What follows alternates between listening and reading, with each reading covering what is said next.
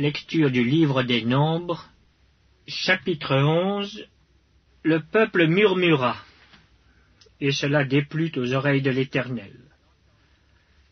Lorsque l'Éternel l'entendit, sa colère s'enflamma. Le feu de l'Éternel s'alluma parmi eux et dévora l'extrémité du camp. Le peuple cria à Moïse. Moïse pria l'Éternel, et le feu s'arrêta. On donna à ce lieu le nom de Tabéra, parce que le feu de l'Éternel s'était allumé parmi eux. Le ramassis de gens qui se trouvaient au milieu d'Israël fut saisi de convoitise. Et même les enfants d'Israël recommencèrent à pleurer et dire « Qui nous donnera de la viande à manger ?» Nous nous souvenons des poissons que nous mangions en Égypte, et qui ne nous coûtaient rien, des concombres, des melons, des poireaux, des oignons et des os. Maintenant, notre âme est desséchée, plus rien. Nos yeux ne voient que de la manne. La manne ressemblait à de la graine de coriandre, et avait l'apparence du bdellium.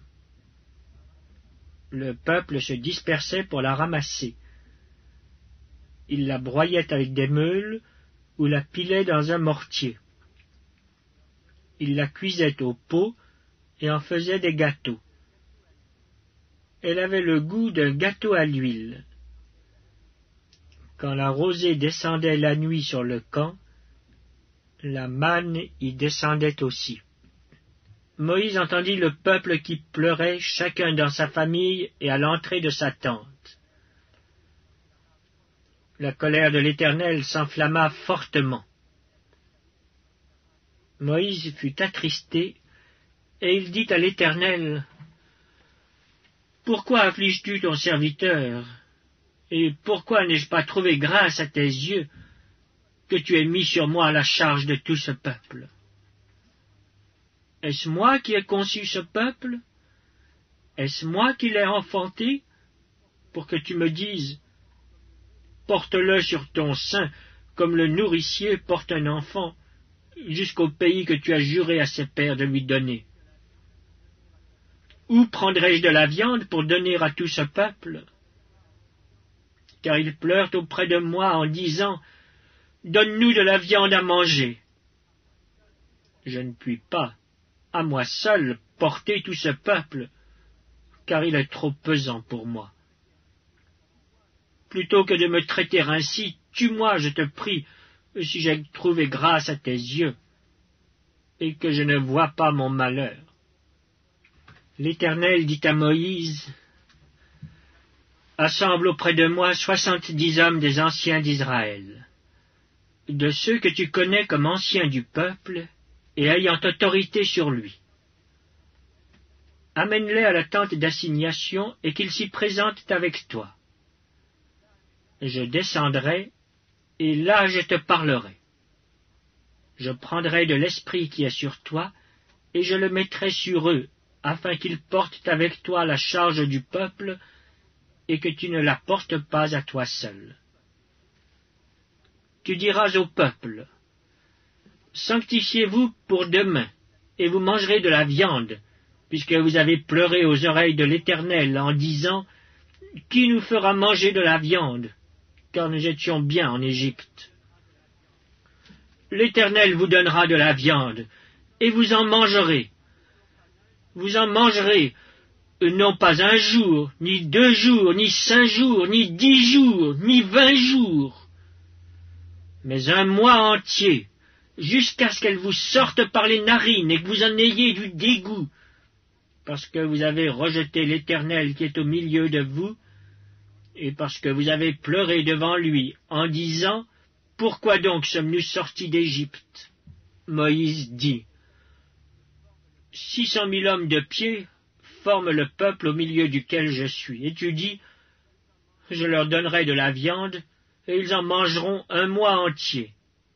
Égorgera-t-on pour eux des brebis et des bœufs, en sorte qu'ils en aient assez? Ou rassemblera-t-on pour eux tous les poissons de la mer, en sorte qu'ils en aient assez? L'Éternel répondit à Moïse, la main de l'Éternel serait-elle trop courte? Tu verras maintenant si ce que je t'ai dit arrivera ou non. Moïse sortit et rapporta au peuple les paroles de l'Éternel. Il assembla 70 hommes des anciens du peuple et les plaça autour de la tente. L'Éternel descendit dans la nuée et parla à Moïse. Il prit de l'esprit qui était sur lui et le mit sur les 70 anciens. Et dès que l'esprit reposa sur eux, ils prophétisèrent, mais ils ne continuèrent pas.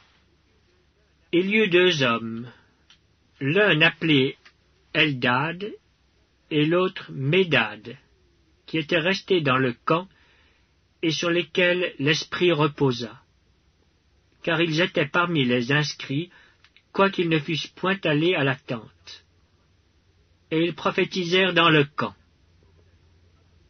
Un jeune garçon courut l'annoncer à Moïse et dit, « Eldad et Médad prophétisent dans le camp. » Et Josué, fils de Nun, le serviteur de Moïse depuis sa jeunesse, prit la parole et dit, « Moïse, mon Seigneur, empêche-les. »